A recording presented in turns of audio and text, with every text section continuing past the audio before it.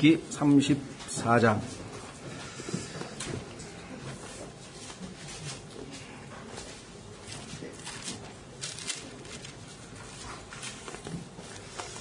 자, 출애굽기 34장은요, 전체적인 그 구조를 보면 1절서부터 4절까지는 처음에 율법의 그 돌판을 다시 이제 하나님께서 만들어 주시는 장면이 나오죠.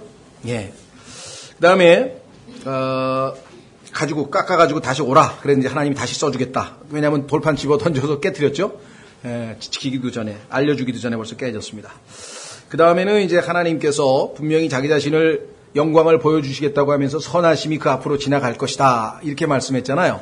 예, 그래서 그 선하심이 앞으로 지나가는 그 선포, 자신의 이름을 선포하시는 장면이 5절에서 9절까지 나와요. 정말 두렵고 떨리는, 그렇죠? 자신의 이름을, 근데 그 이름 속에 담겨진 것이 어마어마하죠. 우리도 한 사람의 이름을 말하면 그 사람의 인생, 인격, 성품, 모든 게 그 속에 다 담겨 있습니다. 그렇죠? 예를 들면, 오바마. 그러면 그 오바마라고 하는 사람이 과거에 케냐 출신에서 어떻게 돼가지고 인도네시아에 인과 결혼한 부모를 통해서 어떻게 해가지고 어떻게 했고, 그 사회운동을 하면서 시카고에 있는 무슨 대학에서 불의와 싸우고 해가지고, 그래가지고 대통령 가능성 내게 그 사람의 모든 게 사실 오바마 이름 속에 다 들어가 있어요.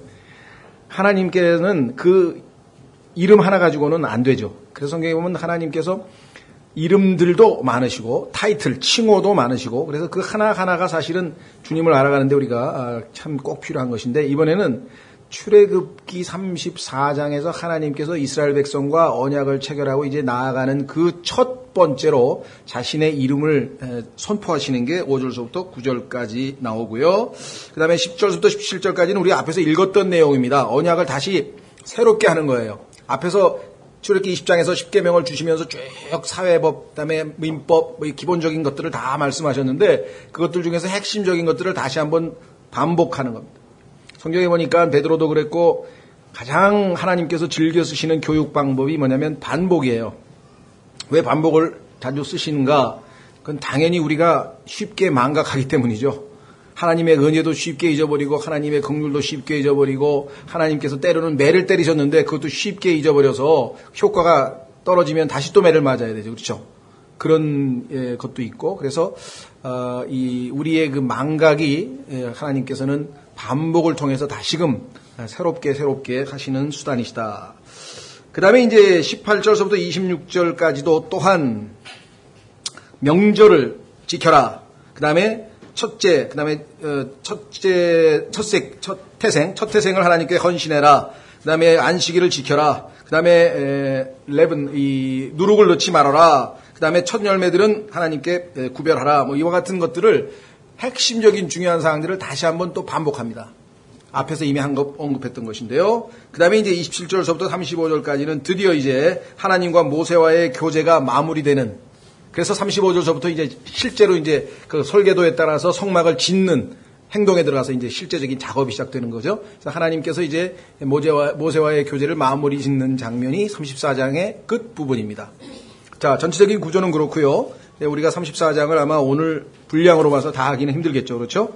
34장을 아마 나누어서 두 번에 걸쳐서 하고, 지난번에 말씀드린 것처럼 35장서부터 40장까지는요, 제가 요약본을 타이핑을 쳐서 여러분들이 드리려고 그래요. 왜냐하면 앞에서 했던 얘기를 그대로 모세가 순종하였더라, 그대로 하였더라 해서 설계도대로 짓는 장면이 나오거든요. 그래서 필요한 교훈 몇 가지를 우리가 정리하면 아마 마무리를 짓고 그렇게 될 것 같습니다.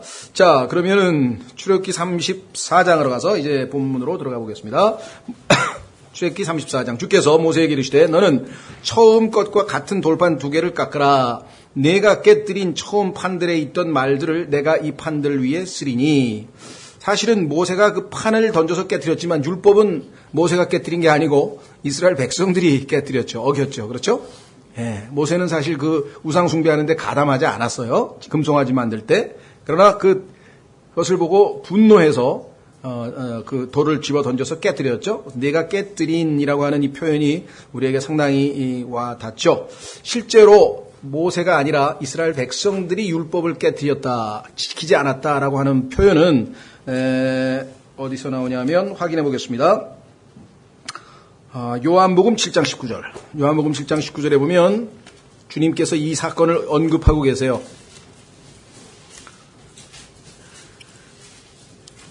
요한복음 7장 19절.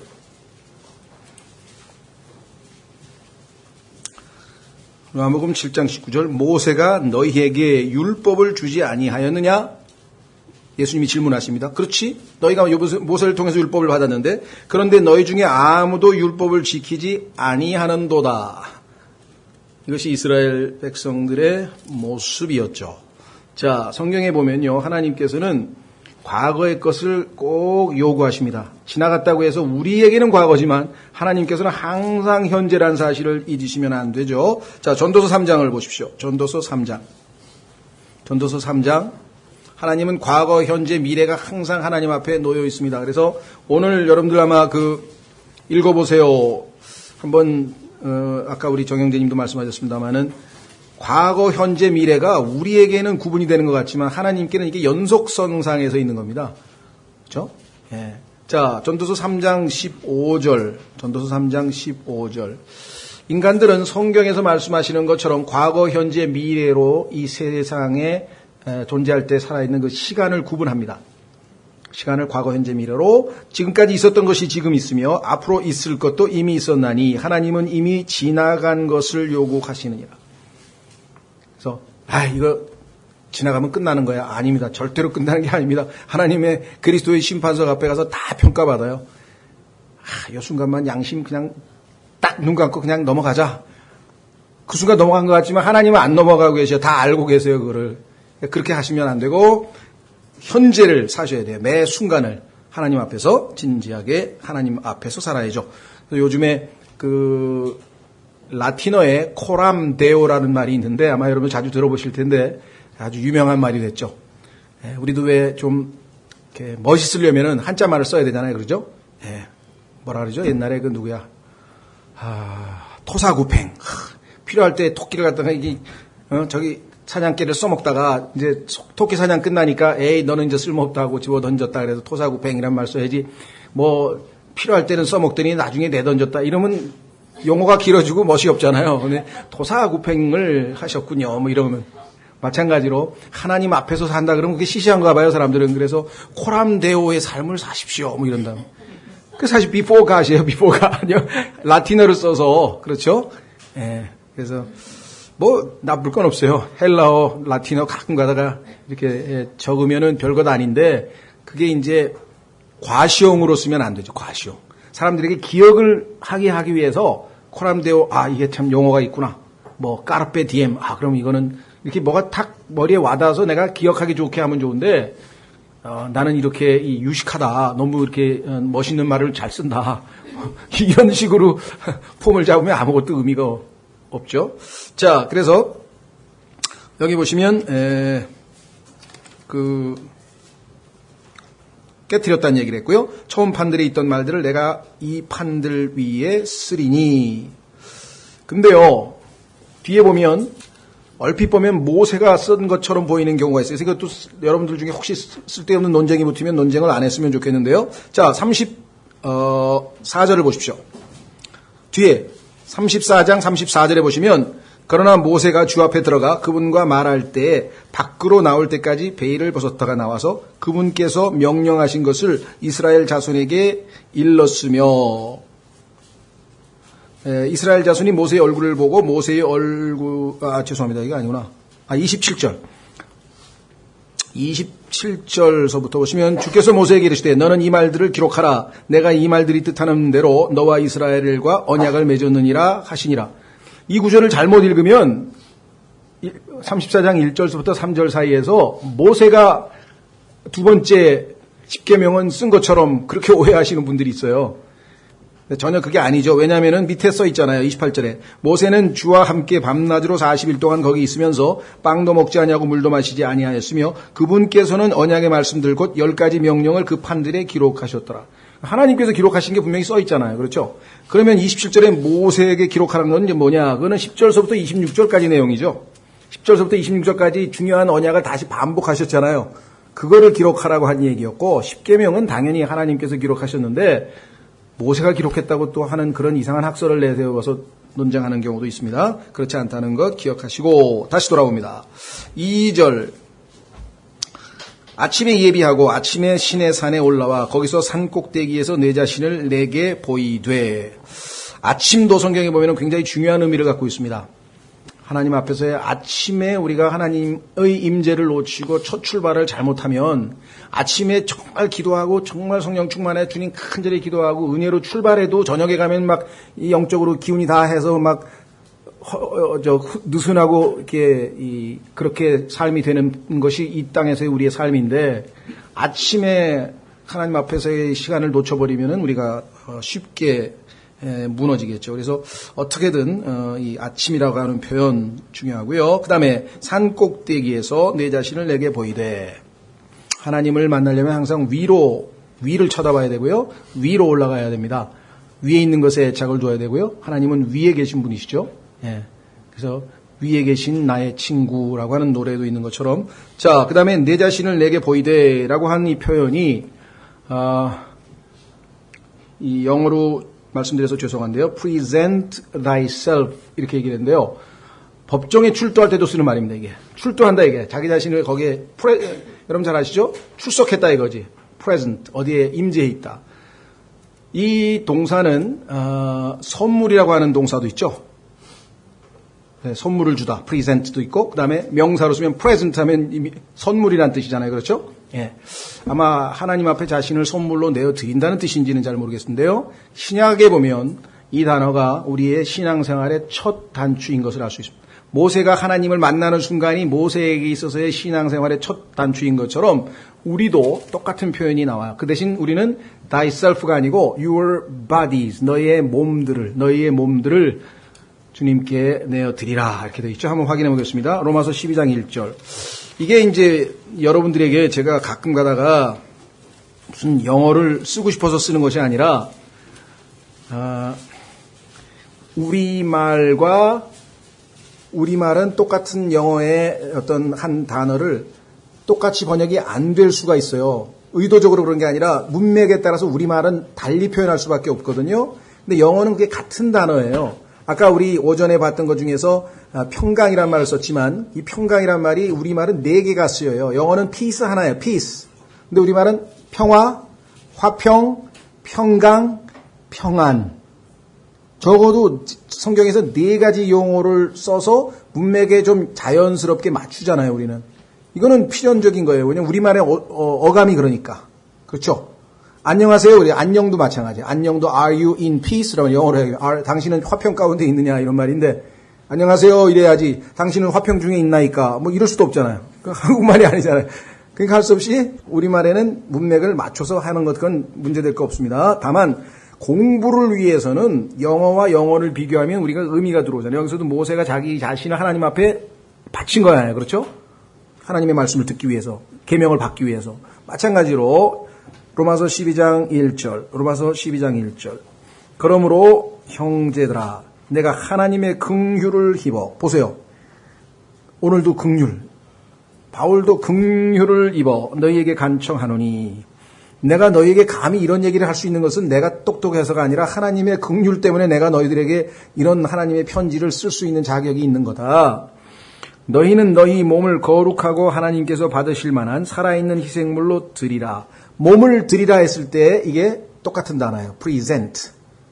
몸을 드리라고 번역한 것이 아까는 보이라라고 하는 거라 마찬가지예요. 출두해서 보이는 거나 드리는 거나 같은 것이겠죠. 그래서 여러분들에게 머리로 연관을 시키려면은 우리말로는 잘 안 되잖아요. 그죠? 영어는 이게 present. 같구나. 이걸 생각하시면 되겠죠? 자, 그다음에 3절 아무도 너와 함께 오르지 말게 하며 온 산에서 아무도 보이지 않게 하고 양떼나 소떼도 그 산 앞에서 먹지 못하게 하라. 하나님과의 만남, 교제의 순간은 완전히 구별된 상황입니다. 모세가 하나님과의 아주 거룩한 교제를 하는 것이 공개적으로 누구에게나 다 알려질 수는 없는 것이죠. 그래서 가능하면 예수님께서도 기도할 때는 골방에 가서 조용히 하나님과 자신만의 시간을 갖는 것이 필요하다. 그래서 우리는 구별에 대한 성별에 대한 교리도 중요하죠. 그래서 로마서 1장에서 자신이 성별되어졌다라고 하는 바울의 고백을 들을 수가 있습니다.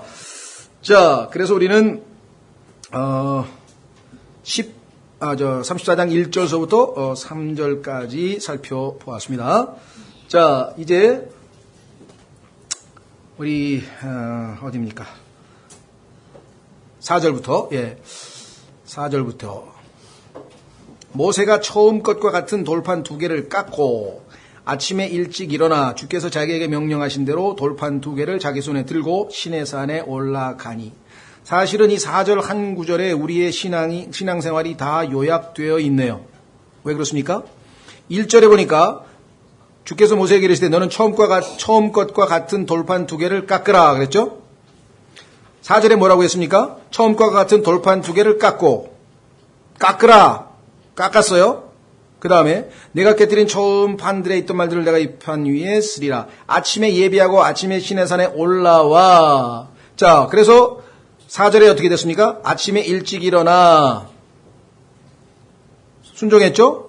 자, 깎으라 그래서 깎았습니다. 순종했습니다. 준비하라 그래서 아침 일찍 일어났습니다. 그 다음에 주께서 자기에게 명령하신 대로 돌판 2개를 자기 손에 들고 시내산에 올라가니. 올라오라 그랬으니까 올라갔습니다. 그래서 여기에 뭐라고 했습니까? 주께서 자기에게 명령하신 대로. 이 말이 35장서부터 40장까지도 계속 반복돼요. 이것이 우리가 하나님과의 복된 관계를 유지하는 비결입니다. 하나님께서 우리에게 하라고 하신 대로 하면 틀림없이 하나님이 거기에 보응되는 복을 주시는 거죠. 그렇죠?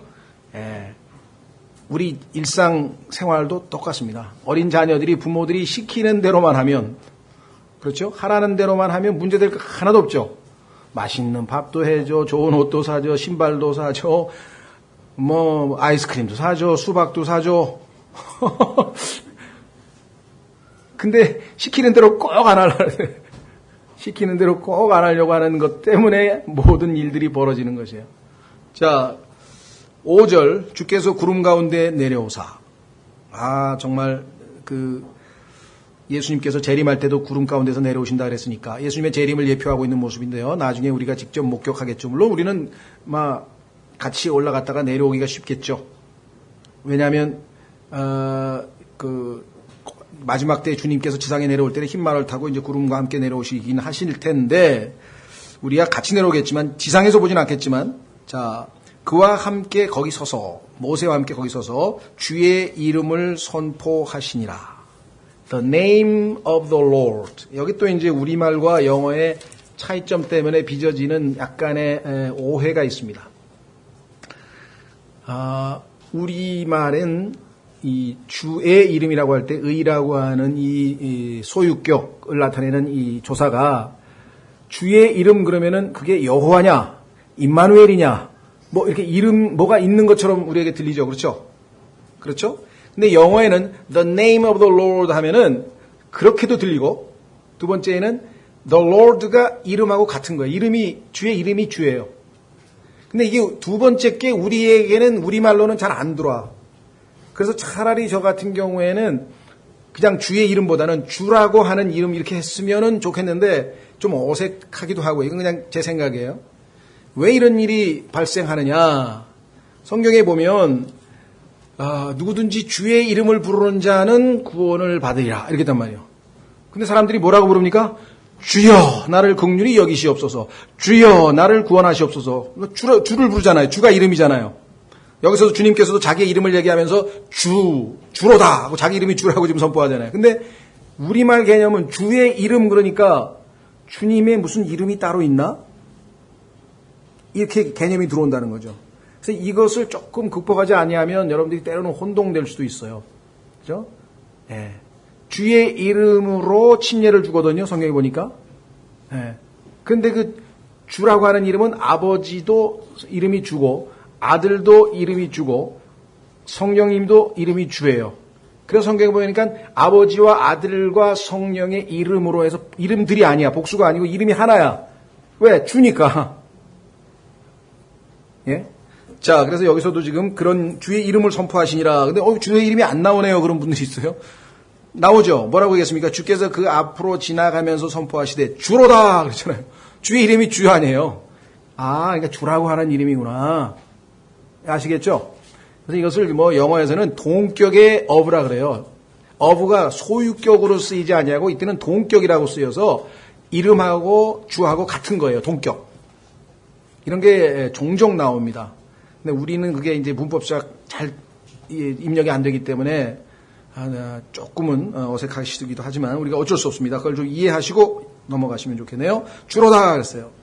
자, 주님, 주라고 하는 이름 속에는 하나님께서 적어도 5가지의 특징이 들어있네요. 자, 첫 번째, 오늘 우리가 성경 살펴본 것처럼 긍휼이 많고,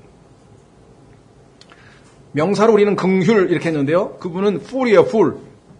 하나님은 부족한 게 없어요. 항상 충만해요. 예수님께서 12강주리가 다 5,000명 먹이고 난 다음에 12강주리가 남아 돌았죠? 항상 예수님은 풍성해요. 항상 모자람이 없어요. 넘쳐요. 우리가 기도에 대한 응답도 우리가 생각하는 것보다 훨씬 더 넘치도록 응답하신다. 이렇게 돼 있어요. 그런 체험을 여러분들이 하셨는지 잘 모르겠습니다. 한번 확인해 보겠습니다. 에베소서 1장으로 가면 여러분과 제가 기도할 때 그 기도의 응답이 우리가 생각한 것보다 더 넘치도록 응답을 하시는 분이시다. 이렇게 말씀하셨어요. 하나님은 긍휼도 full이라고 하는 말 아시죠? full, 가득 차 있다 이거죠. 에베소서 1장. 에베소서 3장. 에베소서 3장에 보시면 20절에 바울의 유명한 기도가 14절서부터 이어집니다. 정말 이 기도야말로 아주 놀라운 기도인데요. 그 기도가 끝날 무렵에 뭐라고 얘기하냐면요. 20절에 바울이 이렇게 고백을 합니다. 찾으셨습니까? 3장 20절 한번 같이 읽어보겠습니다. 시작. 우리 안에서 일하는 권능에 따라 우리가 구하거나 생각하는 모든 것 이상으로 심히 넘치도록 능히 행하실 분에게. 바울은 신앙생활을 하면서 이런 분을 항상 체험했기 때문에 담대하게 이렇게 말씀하고 있는 것이겠죠. 여기 보시면 생각하는 것 이상이라 그랬죠. 그 다음에 abundantly인데 그것도 exceeding이 붙어 있어요. 그러니까 아주 심히 강조하죠. 심히 넘치도록이라고 하는 표현이 얼마나 강조되어 있는가. 우리 안에서 일하는 권능. 우리가 이 말씀을 정말 확고하게 믿고 있다면 우리가 무능력하게 무기력하게 살지는 않을 것 같아요. 이 말씀을 확실하게 마음으로 믿고 순종한다면. 자, 다시 돌아옵니다.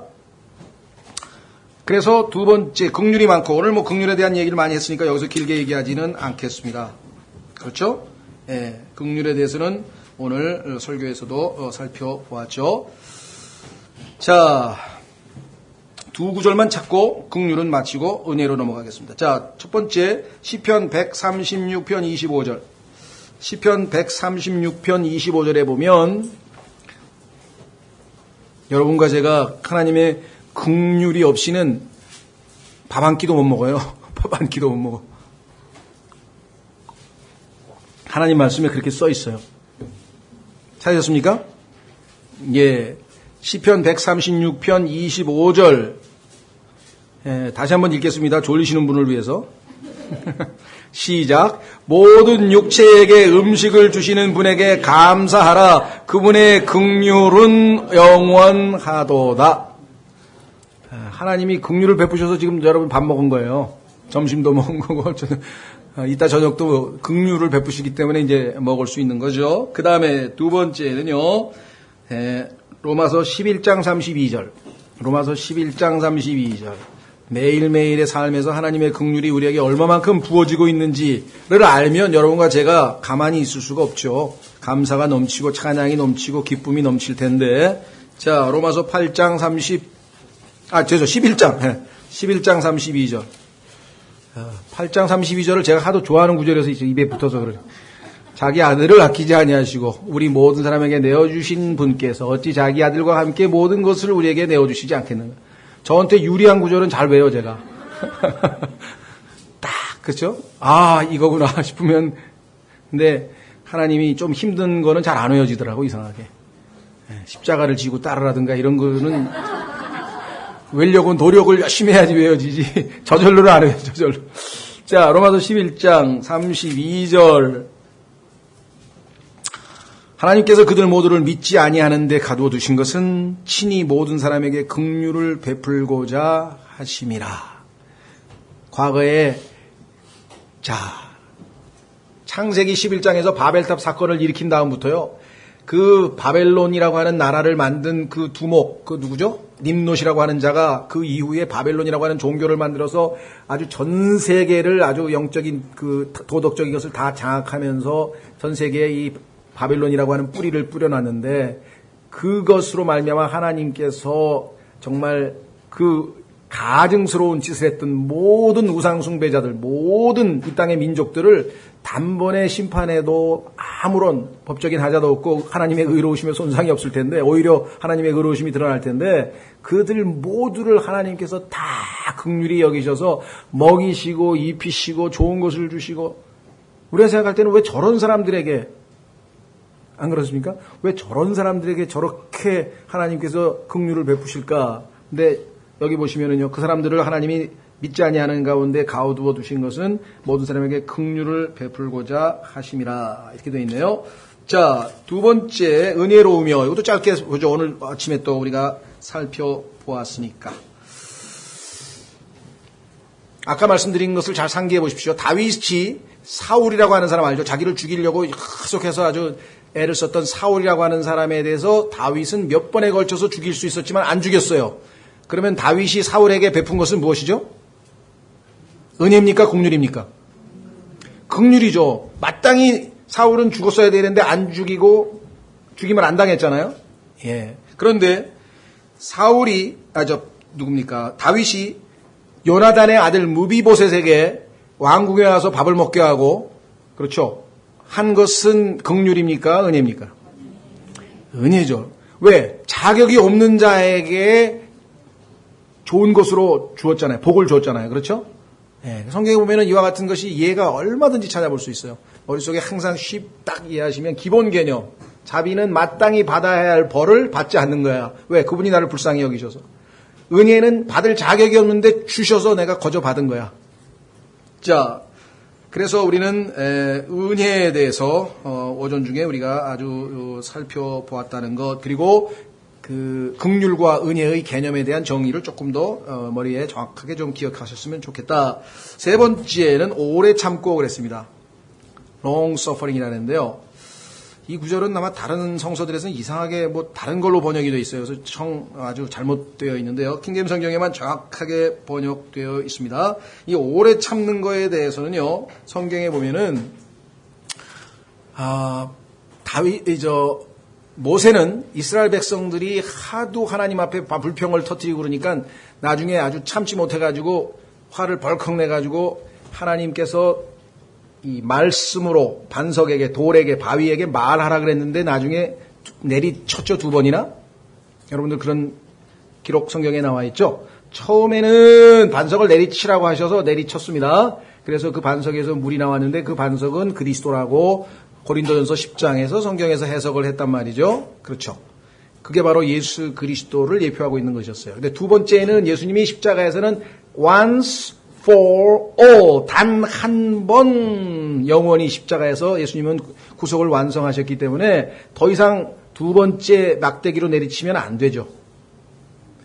근데 모세는 하나님께서 그 깊은 예표적인 의미를 갖고 있는 그 사건을 두고 자기의 온유함을 상실하고 진노해서 또 불평하느냐 하면서 하나님은 말로, 왜 이제 예수님께 우리가 기도하면은 생수가 나오잖아요. 첫 번째는 십자가를 통해서 생수를 얻었지만 두 번째는 말만 하면 될 거를 참지 못하고, 그러니까 하나님께서 오래 참고 하고 자신의 그 성품을, 주라고 하는 이름 속에 들어있는 성품을 이야기할 때 모세의 마음이 조금은 찔렸겠죠. 자기가 오래 참지 못했던 그 기억이 아마 있지 않았을까 생각하는데요. 신약에서도 보면은요, 하나님께서 홍수 전까지 그 홍수로 싹 다 죽이게 된 그 사건 직전까지의 그 기간 동안에 하나님께서 오래 참으셨다라고 성경에 기록되어 있어요. 한번 확인해 보겠습니다. 베드로전서 3장 20절. 홍수가 있기 전 하나님은 자비를 베푸셨어요. 하나님은 벌을 내리시기 전에 항상 자비를 베푸십니다. 자비를 베푸시기 전에는 인간에게 벌을 주시는 적이 없어요. 자, 베드로전서 3장 20절. 베드로전서 3장 20절. 이 영들은 노아의 날들의 방주를 예비하는 동안 곧 하나님께서 한 번 오래 참고 기다리실 때 불순종하던 자들이라.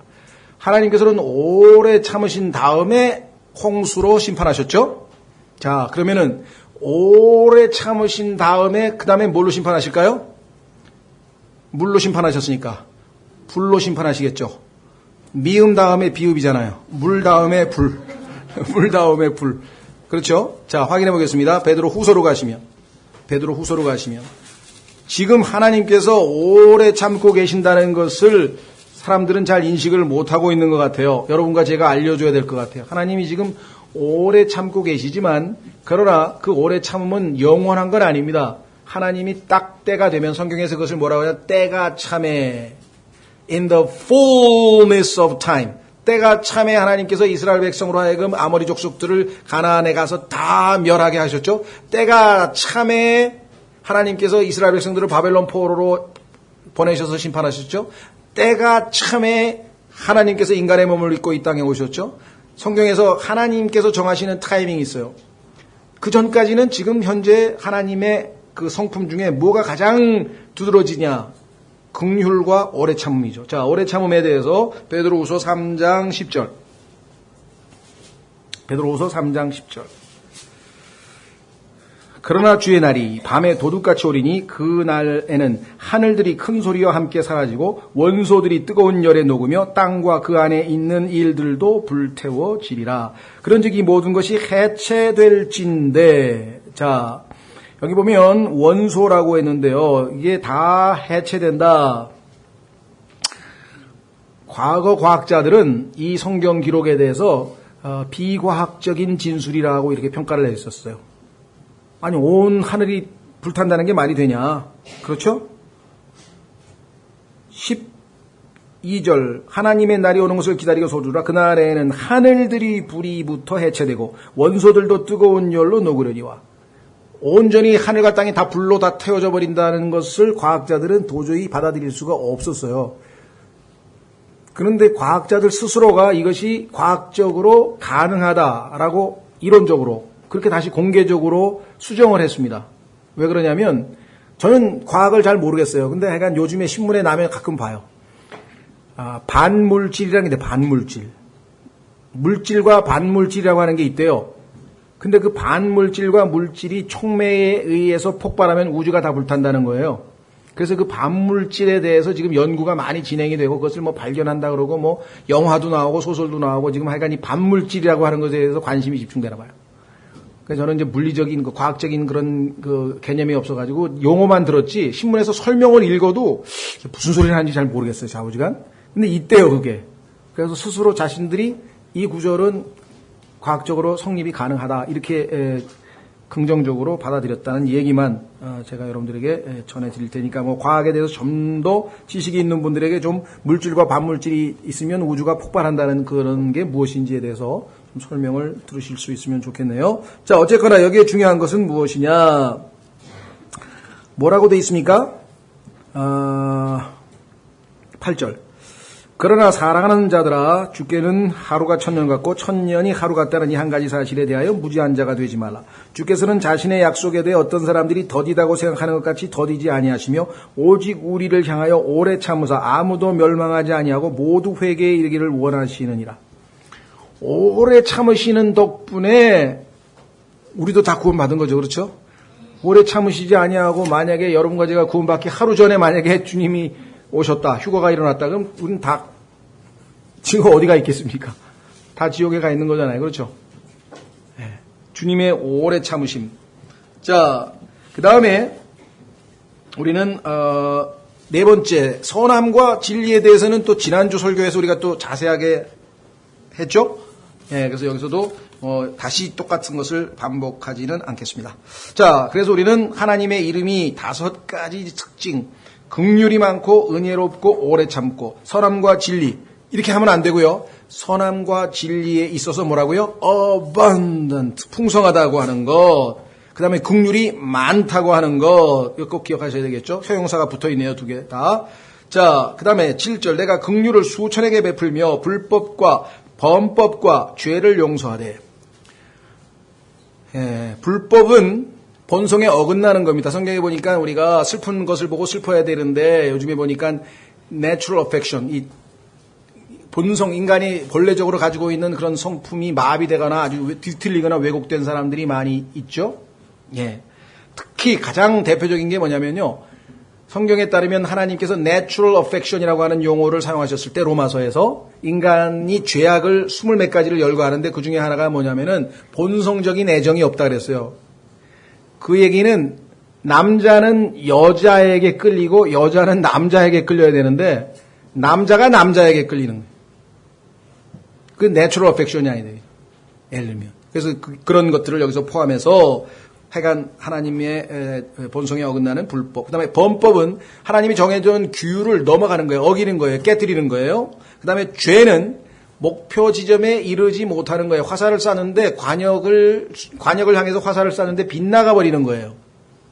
그러니까 보편적으로 우리가 죄라고 할 때에는 기본 개념은 하나님의 영광에 이르지 못하더니 기억나세요? 로마서 3장 23절에 보면은 모든 사람이 죄를 범하였으므로 하나님의 영광에 이르지 못하더니 화살을 쐈는데 목표를 향해서 그 목표 지점에 닿지 못하고 옆으로 빗나가 버린 상태, 그것이 우리와 하나님과의 관계, 그 죄라고 하는 것의 기본 개념이고 그 죄에는 모든 불의를 포함해서 그죠? 그 다음에 여기 나와 있는 것처럼 불법, 하나님의 본성에 어긋나는 것부터 시작해서 그 다음에 여기 나와 있는 두 번째는 범법, 규정을 어겨버리는 것, 그 다음에 남의 물건에 대해서 손해를 입히는 침해, 침탈이라고 하는 것. 그래서 죄 종류도 성경에서도 여러 종류가 나옵니다. 그것도 한번 여러분들이 죄론이라고 하는 것 한번 조직신학, 신학원 공부를 한번 하시면 죄가 어떤 종류의 죄가 있는지도 한번 우리가 확인해 볼 법하죠. 자, 그래서 불법, 범법, 죄를 용서하되 그것이 결코 죄 있는 자를 깨끗하게 하지는 아니하리라. 자, 이게 무슨 소리입니까? 7절에 나와 있는 내용은요, 지금 일반적으로 많은 사람들이 혼동하고 있고, 특히 개혁성경이나 잘못된 성경에는 완전히 엉터리로 써 있어요, 이게. 자, 한번 확인해 보겠습니다. 굉장히 중요한 건데요, 구약과 신약의 차이점을 우리에게 명백하게 보여주는 구절입니다. 출애굽기 34장 7절은 교리적으로 굉장히 중요한 구절인데, 왜 그런가 한번 보세요. 자, 첫째 뭐라고 되어 있습니까? 내가 긍휼을 수천하게 베풀며 불법과 범법과 죄를 용서하되. 자, 용서는 했습니다. 그런데 그것이 결코 죄 있는 자를 깨끗하게 하지는 아니하리라. 이 두 가지를 구분하지 못하면 굉장히 어려운 일이 발생합니다. 그리스도인들이 나는 죄 용서받았다, 죄 사함 받았다, 이 얘기를 굉장히 많이 하는데 그건 사실입니다. 그러나 그것만 가지고는 구원이 성립되는 게 아니에요. 죄 사함을 받았다는 얘기는 죄를 죄로 바라보지 아니하고 넘어갔다, 벌 주지 아니하고 넘어갔다, 그 소리입니다. 그러나 그것이 하나님 앞에 칭의, 의롭다함을 획득했다 하고는 달라요. 예수 그리스도께서 피를 흘리지 않고도 구약시대에 수없이 많이 용서했어요. 하나님께서 용서해주고 용서해주고 용서해주고 용서해주고. 그러나 그것이 여기 나와 있습니다. 용서는 하되 뭐라고 했습니까? 그것이 결코 죄 있는 자를 깨끗하게 하지는 아니하리라. 죄를 깨끗하게 할 수 있는 유일한 것은 하나님의 피예요. 하나님의 피 이외에는 절대로 죄를 깨끗하게 할 수가 없습니다. 확인해 보겠습니다. 히브리서 10장. 이거 구분하지 못하면요, 특히 죄 용서에 자꾸 초점을 두시는 분들은 죄 용서는 성경에서 얘기하는 구원 교리의 가장 아주 초보적인 기본적인 거고, 진짜 핵심적인 요소는 칭의예요. 하나님 앞에 의롭다함을 선포받는 것이에요. 법적으로 무죄를 선포받는. 히브리서 10장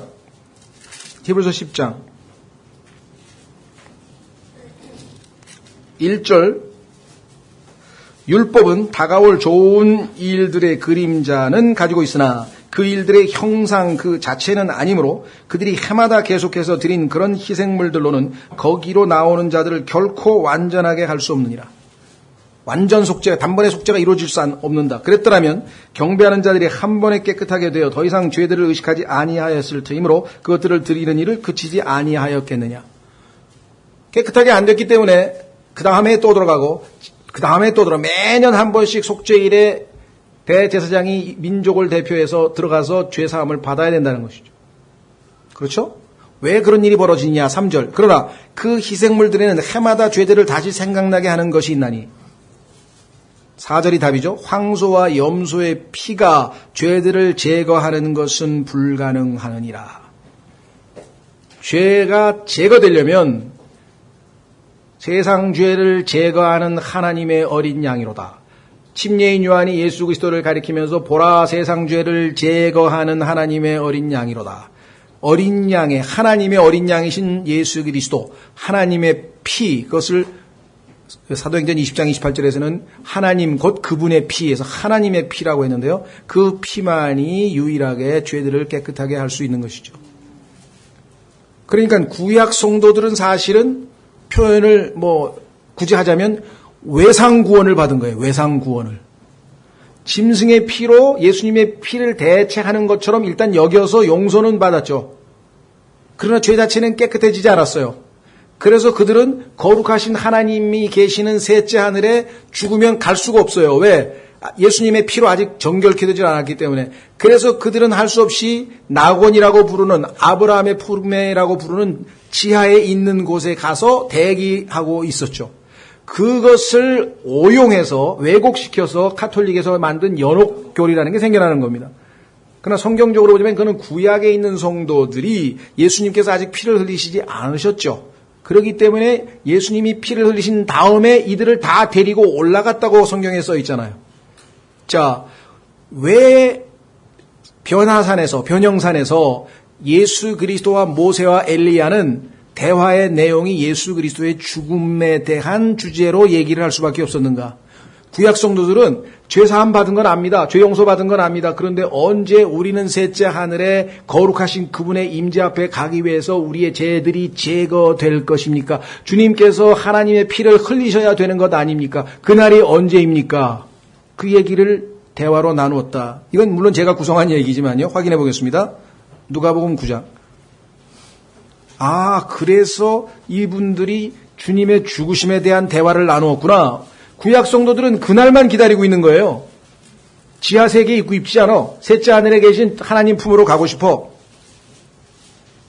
자, 누가복음 9장 28절. 누가복음 9장 28절. 이 말씀들을 하신 뒤 여드레쯤 돼요. 자, 성경에서 이틀 뒤, 엿새 뒤, 셋째 날, 일곱째 날, 여드레쯤 다 예수님의 재림에 관한 구절이라 그랬어요. 여기서 그거 다 얘기할 수는 없고 여러 번 얘기했는데 이틀 뒤, 셋째 날, 엿새 뒤, 일곱째 날, 여드레쯤. 그래서요, 서양 사람들은 일주일이라고 할 때 8일이라고 그래요. 8일. 처음에 스페인 가서 영어로 얘기하면 during 8 days 그러더라고. 응? 그게 일주일 동안이야. 왜 그럴까? 성경에는 여드레쯤이잖아요. 그죠? 엿새 뒤, 여드레쯤, 그럼 뭐예요? 일곱째 날이죠. 무슨 말 아시겠어요? 엿새 뒤, 여드레쯤, 일곱째 날. 자, 누가복음 9장에 보시면 뭐라고 했습니까? 그분께서 베드로와 요한과 야고보를 취해 기도하러 산에 올라가시더라. 정말 특권층이네요. 그렇죠? 그분께서 기도하실 때 그분의 얼굴 모습이 변하고 그분의 옷이 희게 되어 눈부시게 빛나더라. 재림하시는 예수님의 영광을 맛보았네요. 보라, 두 사람이 그분과 이야기하는데 그들은 모세와 엘리야더라. 율법과 대언자들을 예표하는 사람이죠. 그들이 영광 중에 나타나서 앞으로 그분께서 예루살렘에서 이루셔야 할 그분의 뭐라고요? 별세에 관하여 말하였으나. 이해가 되시죠? 왜?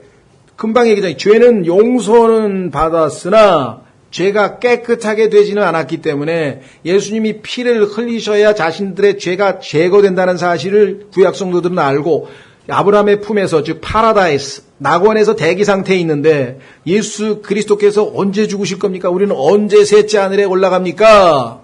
예수님께서 죽으신 다음에 확인해 보겠습니다. 그들이 어떻게 됐는가? 에베소서 2장. 에베소서에 가시면 이들을 데리고 올라가셨다. 왜? 예수님이 피를 흘리셨으니까. 4장, 죄송합니다. 2장이 아니고 4장. 성경을 성경으로 보면은 다 하나님께서 왜 그런 기록을 써놓으셨는지 이해가 되시겠죠? 자, 에베소 4장 보십시오. 뭐라고 되어 있나? 7절. 그러나 주께서 우리 각 사람에게 그리스도의 선물의 분량대로 은혜를 주셨나니 그러므로 그분께서 이르시기를 그분께서 높은 곳으로 올라가실 때의 승천, 예수님의 승천에 대한 얘기입니다. 포로로 잡힌 자들을 포로로 이끄시고, 자, 마귀로부터 탈출하셨으니까 포로죠. 적군에서부터 뺏었으니까 포로가 된 거죠. 구약 성도들입니다. 포로로 잡힌 자들을 포로로 이끄시고 사람들에게 선물들을 주셨도다 하시느니라. 9절. 이제 그분께서 올라가셨은지 그것은 곧 그분께서 또한 먼저 땅의 더 낮은 부분들로 내려간 것이 아니면 무엇이냐. 땅의 더 낮은 부분들, 이것이 성경에서 지옥이라고 하는 장소에 대한 정의입니다. 땅의 더 낮은 부분들. 낮은 부분은 무덤이죠? 무덤. 더 낮은 부분들. 그래서 예수님께서는 이거를 뭐라고 썼냐면 the heart of the earth. 땅의 심장부라고 예수님은 마태복음에서 말씀하셨죠. 땅의 심장이야. 그게 지옥이야. 그래서 여기서는 땅의 더 낮은 부분이라고 했어요. 땅의 더 낮은 부분. 자, 그래서 이제 그분께서 올라가셨은즉 그것은 그분께서 먼저 땅의 더 낮은 부분으로 내려가신 것이 아니면 무엇이냐. 내려가신 그분께서 또한 모든 하늘들보다 훨씬 위로 올라가신 바로 그분이시니 이것은 그분께서 모든 것을 충만하게 하려 하심이라. 자, 그래서 포로로 데리고 올라간 것은 왜 그런가? 아까 말씀드린 것처럼 죄가 드디어 제거되었기 때문에. 그러면 신약 성도들은 어떻게 돼요? 예수 그리스도께서 십자가에서 피를 흘리신 이후에 우리는 구원을 받았기 때문에 우리는 믿는 즉시로 죄의 씻음을 받죠. 피로 깨끗하게 돼버리죠. 그래서 죽는 즉시로 어디에요? 주님과 함께 있게 될 거라고 성경에 썼잖아요. 대기 상태 밑에 내려갈 필요 없잖아요. 이미 깨끗하게 돼버렸기 때문에. 그래서 예수님을 보고 보라 세상 죄를 제거하는 하나님의 어린 양이로다. 그 선언 속에 담겨져 있는 엄청난, 그죠? 진리. 세상 죄를 구약 시대에는 제거할 수가 없었어요. 왜? 하나님이 흘리신 피가 없었기 때문에. 이해가 되시겠어요?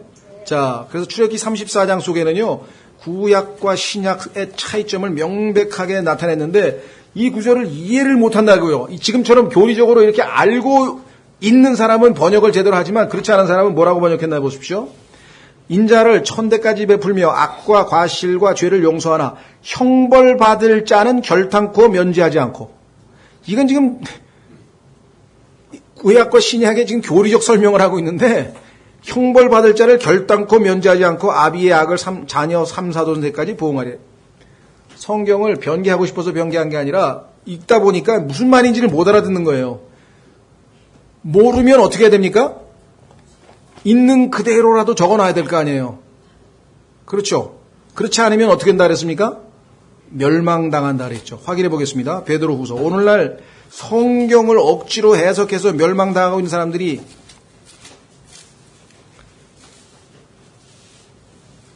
안수복음을 포함해서요. 성경에 없는 이상한 것들을 탁만 죄사함의 비밀? 아까도 얘기했지만 죄사함은 구약에도 하나님이 용서하신 기록이 엄청 많아요. 그러나 그것이 죄를 제거하지는 못해. 이 구분을 못하는 거예요. 신약은 그래서 피를 통하여 구속을 받았다고 성경에 써 있어요. 예수님의 피를 통하여 값을 치르고 구속을 받았다. 그런데 골로새서 1장 14절에서요. 그분의 아들의 피를 통하여 그것도 다 삭제시켜버렸어요. 피 없는 구속은 구속이 아니거든요. 자, 베드로 어디 분달이죠? 예? 후서. 예. 베드로 후서. 어디를 보려고 한 거지? 예? 피? 억지로 풀다가, 예, 맞아. 우리 김자매님 역시, 저하고 오랫동안 성경 공부를 많이 하셔서 딱 보면 척이잖아요. 제대로 하셨어요. 예. 자, 억지로 풀다가 한 구절 찾겠습니다. 16절. 3장 16절. 베드로후서 3장 16절. 자, 또, 그의 모든 서신서에서 바울 얘기입니다. 자, 왜냐면, 지금 마지막 때에 대한 얘기를 지금 3장에서 쭉 했잖아요. 예수님의 재림에 대해서. 그러면서 뭐라고 얘기하냐면 그러므로 14절부터 사랑하는 자들아 너희가 그러한 것들을 기다리나니 새하늘과 새 땅을 기다리고 있지 않느냐? 의가 거하는 것을 기다리지 않냐? 너희가 점도 없고 흠도 없이 화평 중에 그분께 발견되기를 힘쓰라. 또 우리 주의 오래 참으심이 구원인 줄로 여기라. 여러분과 제가 주님이 오래 참지 않았으면 그렇죠? 제가 81년도에 구원받았는데 하나님께서 80년도에 휴거하고 더 이상 기회를 안 줬으면 저는 그냥 골로 간 거죠. 오래 참으심이 구원인 줄 여기라. 심지어 우리가 사랑하는 형제 바울도 자기가 받은 지혜대로 너희에게 같이 썼고 또 그의 모든 서신에서도 이것들에 관해 그 안에서 말하였으되 그 안에 깨닫기 어려운 것이 덜어 있으므로 배우지 못하여 불안정한 자들이 다른 성경 기록들과 같이 그것들도 왜곡하다가 스스로 파멸에 이르느니라. 성경을 성경으로 해석지 아니하고 왜곡시켜서 만들어가지고 파멸에 이른 분들이 너무나 많아요. 성경에 어디에 하나님께서 지옥 갈 사람하고 하늘나라 갈 사람을 다 정해놨다는 예정선이 성경에 어디 나옵니까? 성경에 없어요, 그러면. 성경에서는 그리스도 안에서 예수님을 믿은 사람들이 100% 다 하나님의 상속자가 되어서 다 하나님 앞에 예수 그리스도의 아들들처럼 예수님처럼 될 것이다. 그것을 하나님께서 예정해 놓으셨다고 성경에 썼지 어떤 사람이 하늘나라 갈까 어떤 사람이 지옥에 갈까 이게 다 미리 정해져 있다는 예정론은 성경에 없어요. 근데 그 예정론 때문에 얼마나 많은 사람들이 빗나갔으며 또 구원을 받았다가 심각한 의도적인 죄를 지면 살인과 간음 같은 그 중죄를 지면 다시 지옥으로 보낸다. 그것 때문에 얼마나 많은 사람들이 또 다 미혹되고 실족해버렸습니까? 성경에 그런 말씀이 어디 있냐? 하나님께서 뒤에다가 PS 이렇게 써놓고 추신, 단 이런 죄를 지으면 지옥으로 다시 보냄.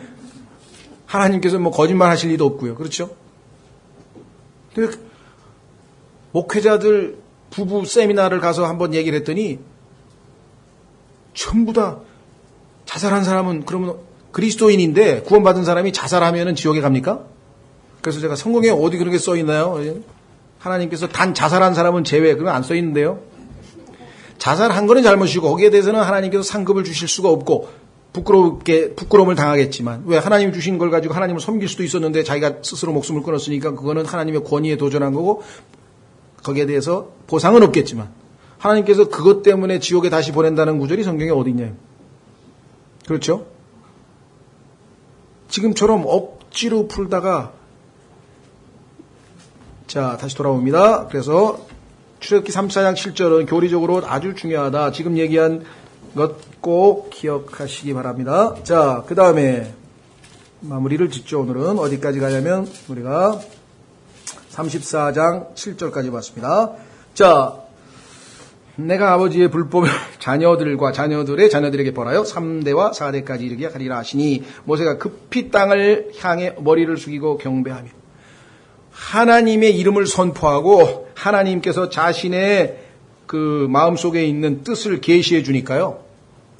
그 하나님의 임재와 두려움 앞에서 즉시 여기 나오잖아요. 급히 땅을 향해 머리를 숙이고 경배하라. 머리를 숙이는 거하고 경배하는 것이 연관은 돼 있지만 동일한 건 아닙니다. 그렇죠? 예. 어떤 분들은 부모님에게 세배도 안 한다는데 왜? 그러니까 그게 경배라는 거예요. 그럼 우상 숭배가 된다는 거예요.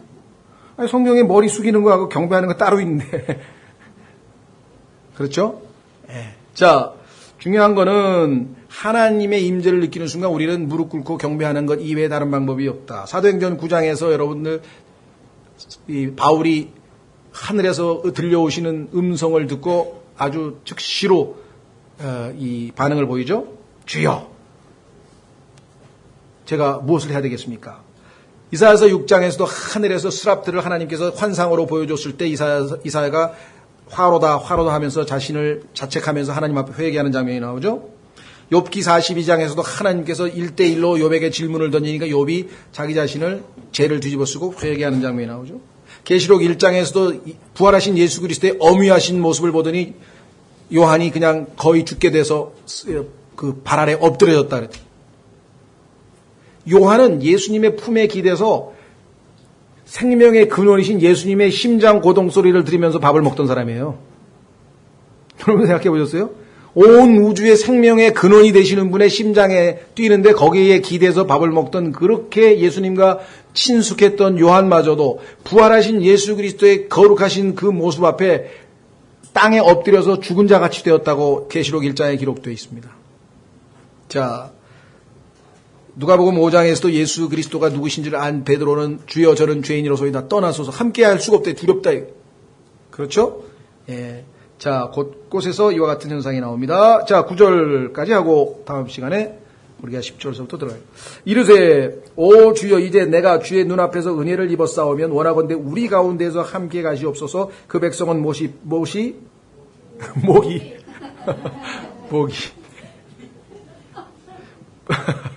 왜 무엇이 나오냐?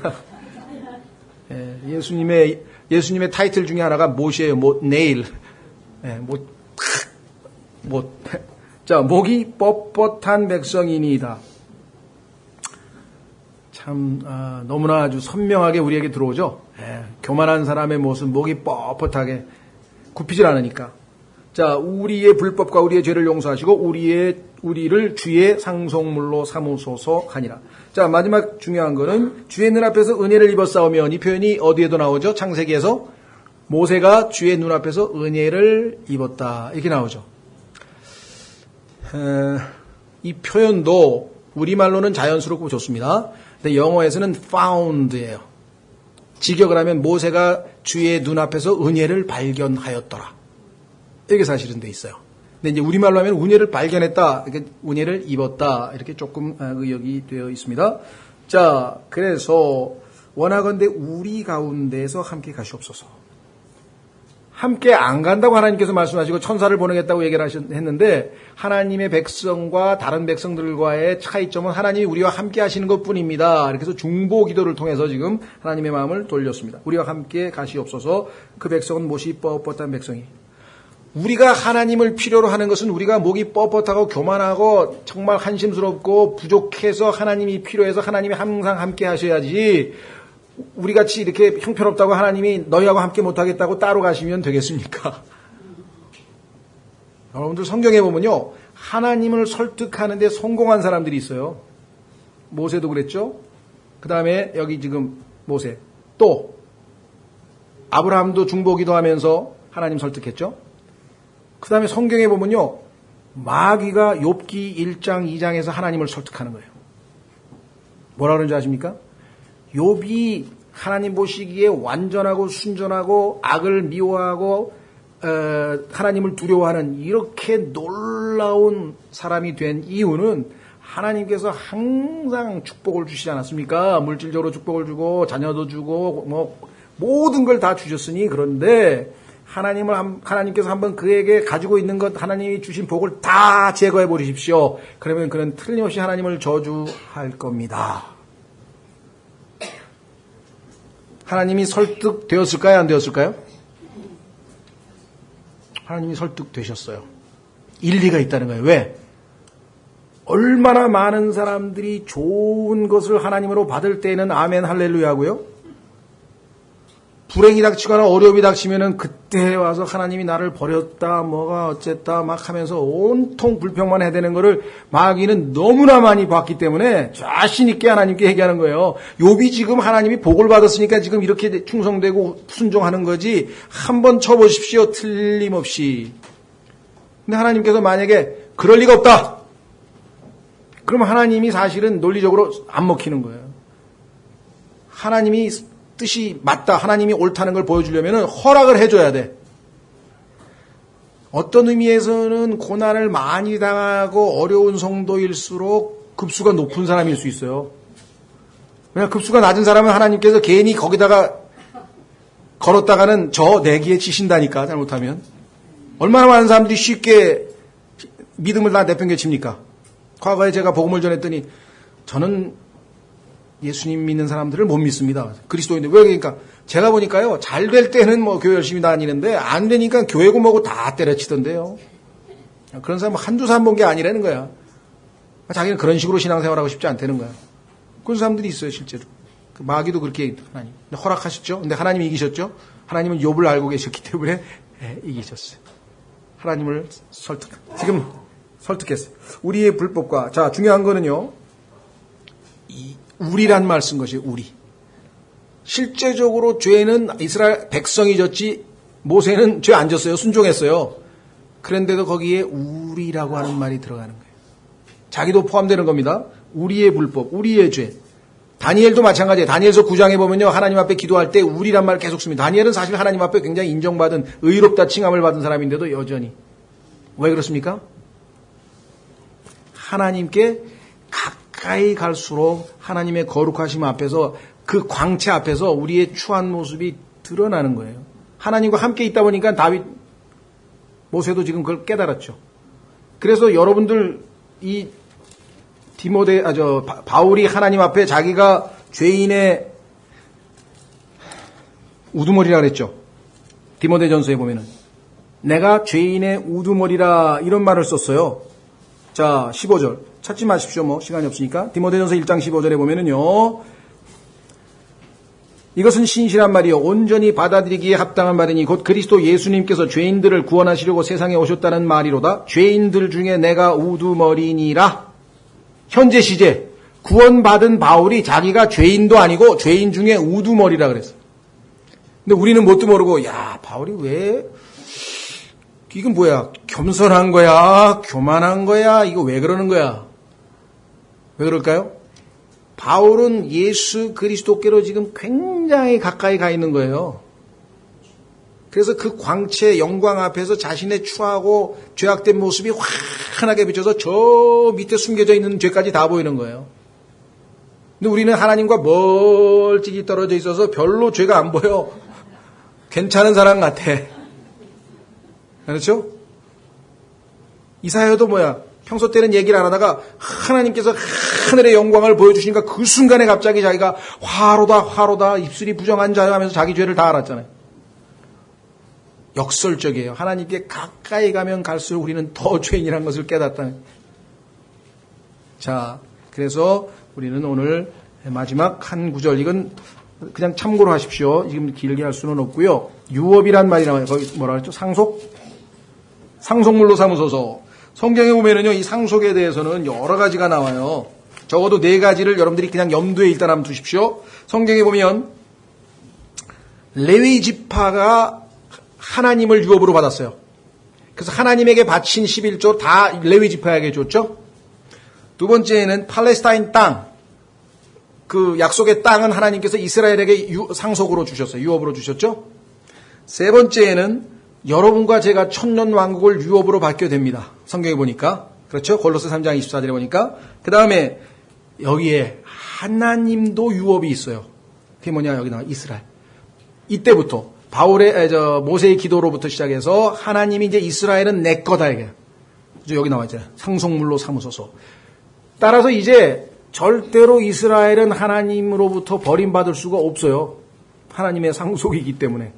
그래서 하나님께서는 후회하심이 없다. 결국은 이스라엘을 어떻게 한다고요? 다 영적으로 눈이 먼 이스라엘을 눈을 뜨게 하시고 타락한 이스라엘을 회개시키셔서 맨 마지막에 다 구원하신다는 약속이 로마서 11장에 써 있는 것이죠. 예. 자, 그래서 오늘은 앞부분에 좀 교리적으로 특히 34장 7절을 꼭 주목하시고요. 다음 시간에는 34장을 마무리하겠습니다. 왜냐하면 언약이라든가 그다음에 이 명절이라든가 그다음에 이 누룩 이런 등등은 앞서 이미 한번 언급했던 내용들을 하나님께서 다시 한번 강조하는 내용이 나오게 되죠.